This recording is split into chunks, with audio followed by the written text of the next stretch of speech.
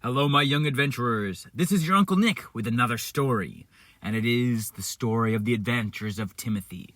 Last time, they were chased by a mob that wanted to destroy Timothy, but, of course, Baker Smith calmed them all down with his wonderful tasting cinnamon rolls, and they decide to let Timothy and his friends go on their adventure. So now, it's Baker Smith, Blacksmith, and Sir Smith, and of course Timothy, are going on the adventure, and they're about to head up the mountain. So, they start heading up the mountain. Well, they start heading to the mountain, but right at the base of the mountain, they meet another stranger. Well, g'day there, mate. Hi there, said Timothy. My name is Timothy. What's your name? My name is Tentmaker. And what is it that you do? Said Sir Smith. Why, he's a tent maker, of course, said Blacksmith. Excuse my old friend here. He's just old and senile. I can see perfectly fine, thank you very much. Don't worry, mate. But yes, it is true. I am a tent maker. I make tents. Wow, said Timothy. That's pretty cool. Well, we could actually use some tents right about now if I think about it, said Baker Smith. That's true. We're about to head on an adventure, and we're going to go right up that mountain, and we need somewhere to sleep at night. Well, mates, I got just the thing for you. And he opens up his bag, and inside he pulls out bamboo and a tarp and rope. Now see here, mates, the bamboo is the sticks you use to hold up your tent. A lot of people use regular sticks, but I use bamboo because the inside is hollow. And he holds it up and looks straight through the hole all the way to the other side, and Timothy can see his eye blinking on the other side as he looks through the hole inside the stick. See, mate, bamboo is still very strong, but also very light because it's hollow. Then, of course, you got the tarp, which you lay on top of the bamboo sticks once they're all set up. And then you use the rope to tie it all down together. How many would you like? Well, we'll have all the ones you have. 80 million if we could get them. We don't need 80 million, said Sir Smith.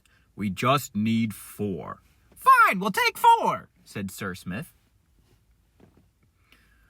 Thank you, Mr. Tentmaker. Well, and I do say, there's a lot of people who've lost their homes to the fire. You might be able to have your tents help them out. They'll be able to sleep somewhere at night. Well, thanks, mate. Feels like this is a great town for me. Just the place to set up shop. So what's your last name? Said Timothy. He was assuming that it was just going to be Smith, because everybody's name is Smith. In fact, he even says, your last name's Smith, right? Well, actually, no, said Tentmaker. Really? Said Timothy, excited that maybe someone new doesn't have a name Smith. But, mate, I don't have a last name, and Smith sounds like a great one. I think I'll take it. Oh, no, said Timothy. Another person named Smith. That's perfect. You'll fit right in here. Don't get a weird name like this soliloquy, kid. My name is Timothy. All right, chemistry, whatever you say. Let's go on our adventure. And so they head up the mountain, going on their adventure, now adding the tents to their kit of weapons and adventure things that you take on your adventure. So they're climbing up the mountain, and they're getting to this very high part, and they've been going for a long time, and they're starting to get tired. And as they're starting to get tired, Timothy looked to his right, and to his right they were standing on the edge of a cliff. The path led them right next to the edge of the cliff, and he could see down, far, far below were jagged rocks.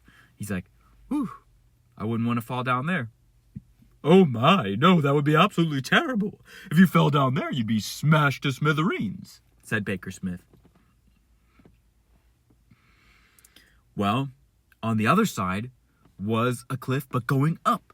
So there was nowhere to go. They had to walk right on the very edge, because that's where the path was, when all of a sudden they heard a low rumble. I wonder what that is. I've never heard a rumble like that before. It almost feels like an earthquake. It sure does, but it's definitely something different.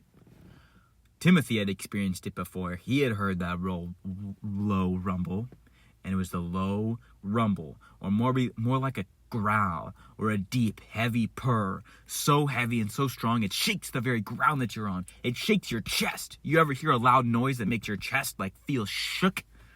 That was this deep, rolling sound, and it was the sound of the growling dragon.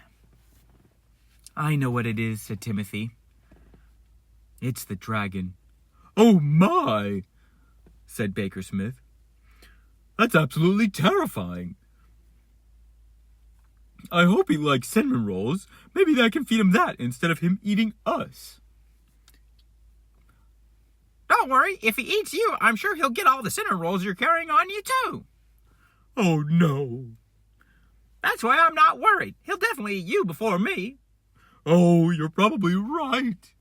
I'm definitely sumptuous and tasty, and you're probably chewy and I don't know what you would taste like. Probably gross. And I am definitely not offended by that. Well, guys, we better just keep moving, said Blacksmith. Who knows where this dragon is? He's up there somewhere, and we can tell he's getting closer because we can hear the growl. And then, all of a sudden, just as he said that, whoosh! The big, giant wings of the dragon fly straight down past them. The giant dragon has flown by. He could hear them, or he could smell them, or something. He knew they were there, and he whooshes by. Hurry up! We gotta go! We're trapped up here on this path with the cliff on one side and another cliff going up on the other side. We're stuck out here. He'll easily catch us. We need to go further up the path where we can hide or something. So they start running on the path, well, as fast as they can run, because, of course, they're on the edge of the cliff. They don't want to fall off and be smashed to smithereens. So they're running and running and running when the dragon turns and sees them. And Timothy could have sworn that he saw the dragon's eye look right at him. And then the dragon flies right at them. Run faster, said Timothy. And they run with all their speed that they can run. But the dragon swoops and flies straight at them with his big giant claws and grabs at them. But they all duck, and so the claws smash into the cliff right above their heads, and rocks and debris fall on them. Bunk, bunk, bunk. And one rock landed right on Sir Smith's head. Bunk. Ow! Hey, that just reminded me. I left the trash. Or no, I forgot to take out the trash. Oh no! There's trash in my house. There's gonna be ants all over when I get home. That is, if I get home. Oh my, I really hope we get home. Oh dear, said Baker Smith, after he was listening to Sir Smith. Man, it was scary, and there was a big dragon trying to get them. They were all worried. And here comes the dragon again, but this time, instead of coming at them from the side, he comes at them from the top. And he's swooping down, and this time Timothy for sure can see that he's looking right at him. And then, whoosh, he flies by, just barely missing Timothy, and just barely missing his other friends. Whew, Timothy thinks that was close. But then the dragon turns his head right as he's flying by, and his eye looks straight at Timothy. And Timothy looks at him, thinking, what is this dragon doing? And then, all of a sudden, the tail of the dragon whips around and knocks Timothy right off the edge of the cliff.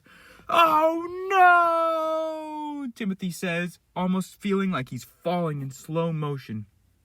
He spins in the air so that his back is facing the ground and he can see his friends up above him getting further and further away. They're starting to get small, like little ants, as he falls away from them. And he wonders, I wonder if they'll be able to defeat the dragon. What a way to go, though, fighting a dragon.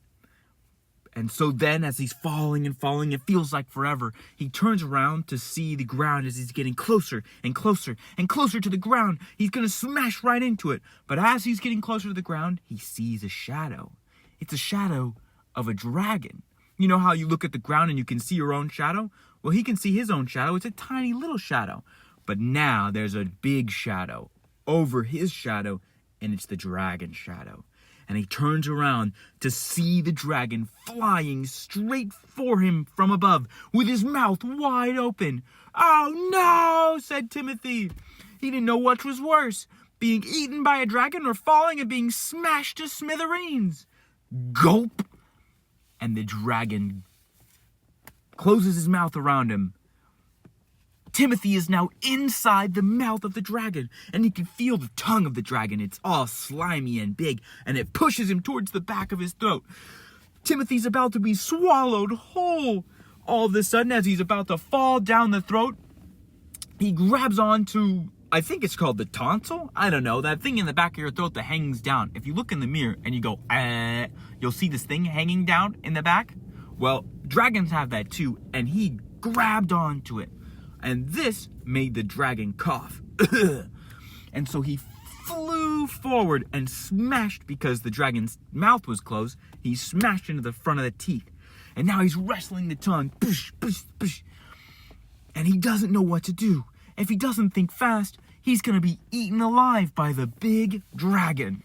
And then he has an idea. Quickly, he starts going into his bag. But the whole time, while he's trying to get stuff out of his bag, the tongue is trying to push him to the back of the mouth so that he could be swallowed whole. So he's rustling the giant tongue with one arm, and he's trying to pull stuff out of his bag with the other arm. He quickly pulls out the rope that was given to him by Tent Maker, and he makes a loop so that he can tie the rope around one of the big teeth of the dragon, and he loops it around it. And then he takes his backpack, he grabs a couple supplies out of it, and he throws the backpack into the back of the mouth. Now, all of a sudden, the dragon's tongue stops swirling around. The dragon goes, gulp, and the dragon thinks that he has eaten Timothy. But really, Timothy has not been eaten. He has jumped out the side of the dragon's mouth while he was opening and closing it to chew. You know, he chews with his mouth. He chews with his mouth open. What you're not supposed to do, kids. Don't chew with your mouth open. It sounds gross. Nom, nom, nom, nom, nom. Ew, don't do that. Chew with your mouth closed. Anyways, this dragon was a bad-mannered dragon, and he chewed with his mouth open. And so Timothy jumped out when it was open, hanging on to that rope. And that rope was still tied to the tooth. And so he hung in the air, because Timothy knew that the dragon was going to be flying high, high, high above the ground. So if he just jumped out of the mouth, he would fall to the ground and smash to smithereens. So there he was, hanging onto the rope for dear life as the wind blew him, because, of course, he's a dragon. I mean, the dragon is a dragon. Timothy's just a boy. They're flying. As like dragons do, they fly. And so Timothy thinks, whew, I did it. I'm alive. The dragon thinks he swallowed me, and he thinks that I'm inside his throat, when really I'm not. And so he hung on as tight as he could, but he was starting to lose grip, and then he realized something even worse happened. As he's flying in the wind, he's dangling, and he's dangling in the wind right next to the dragon's eye. The wind is blowing him so far back that right next to him is the dragon's eye, and it blinks, and it opens, and it fixes on Timothy, and it looks right at him. And then all of a sudden, if you've ever seen a dog kind of swing its head sideways to bite at a fly or something like that, that's exactly what the dragon does. Chomp! He swings his head around, throwing Timothy right off the rope. He slips and can't hold on to it anymore, and he flies into the air, and as he's flying into the air, the dragon swallows him up again, and he's stuck in the mouth again. Oh no, thought Timothy. What am I going to do? And he starts wrestling the tongue again. He's doomed. This time he's for sure going to be swallowed whole. And just as he's about to think he's going to be swallowed whole, he gets another idea. You know, the dragon thought he had swallowed him when he had gotten the backpack, and he stopped chewing. So if he just did another thing to make him think that he swallowed him, and you know how I told you he grabbed some stuff out of the bag? He grabbed the tarp and he grabbed the bamboo. So he makes the tarp into a big ball, and he throws it in the back of the throat.